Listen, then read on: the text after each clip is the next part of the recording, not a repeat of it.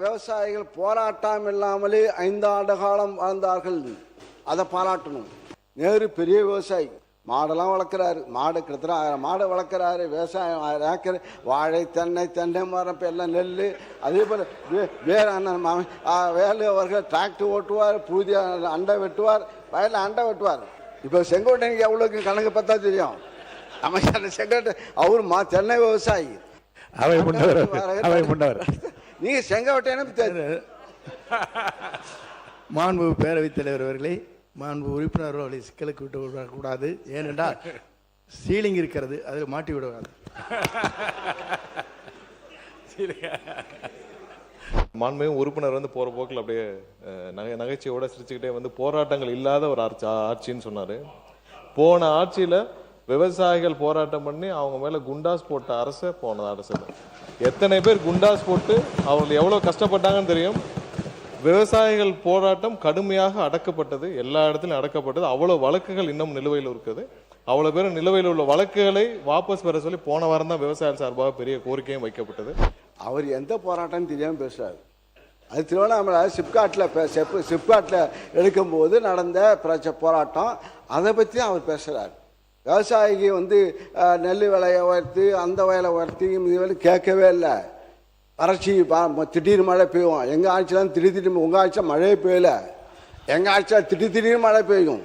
ஏன்னா முதலமைச்சர் சொன்னார்ல, நாங்கள் ஆட்சிக்கு வந்தால் நான் விவசாயி விட்டு பிள்ளையாக பிறப்பேன்னு சொன்னார்ல, அது மக்கள் மனசில் இருந்துருக்கு. அதனால தான் மாற்றத்தை ஏற்பட்டு, சரி இவங்க தான் கொடுத்தாங்க, எடப்பாடி தான் கொடுத்தாரு, இந்த ஆட்சி வந்து ஒரு புது ஆட்சி வந்தால் எதாவது அள்ளி கொடுப்பாங்கன்னு பார்த்தா இப்போ கிள்ளி கொடுத்துருக்கார் நெல்.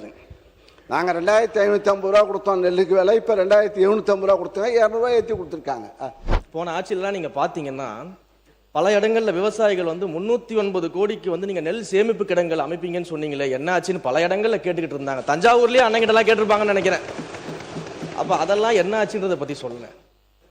வாகன போக்குவரத்து இருக்கு பாத்தீங்களா, அந்த கொள்முதல் செய்துவிட்டு வாகன போக்குவரத்து செய்யக்கூடிய பல்வேறு முறைகேடுகள் நடந்ததாக விவசாயிகள்லாம் போராட்டம் பண்ணாங்க. அதெல்லாம் அண்ணன் கண்ணுக்கு வரவே இல்லையா என்னன்னு தெரியல.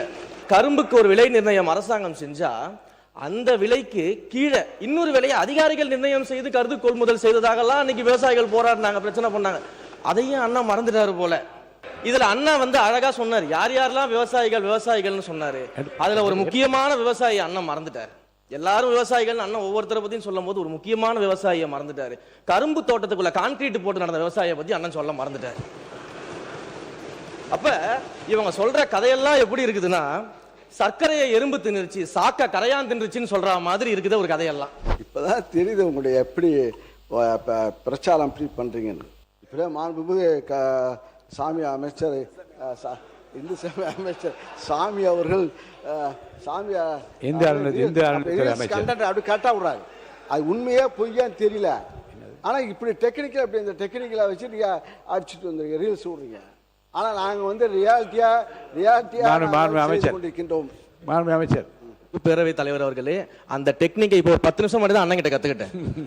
திடீர்னு மழை வந்த காரணத்தால் அப்பொழுது துணை முதலமைச்சர் அந்த மரியாதைக்குரிய எதிர்கட்சி தலைவர் அவர்கள் தஞ்சை சென்று அங்கு ஆய்வு செய்து உடனுக்குடன் மாற்று ஏற்பாடு செய்து அந்த மூட்டைகளை உடனுக்குடன் நாங்கள் மாற்றி அமைத்து வைத்தோம்.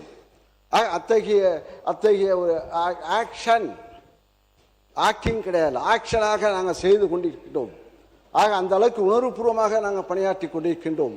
நாங்கள் இன்னும் சொல்ல போனால் உங்கள் பக்கம் இங்கே இருக்கிறதெல்லாம் படத்தை பார்த்து நீங்களாம் வந்தவங்க.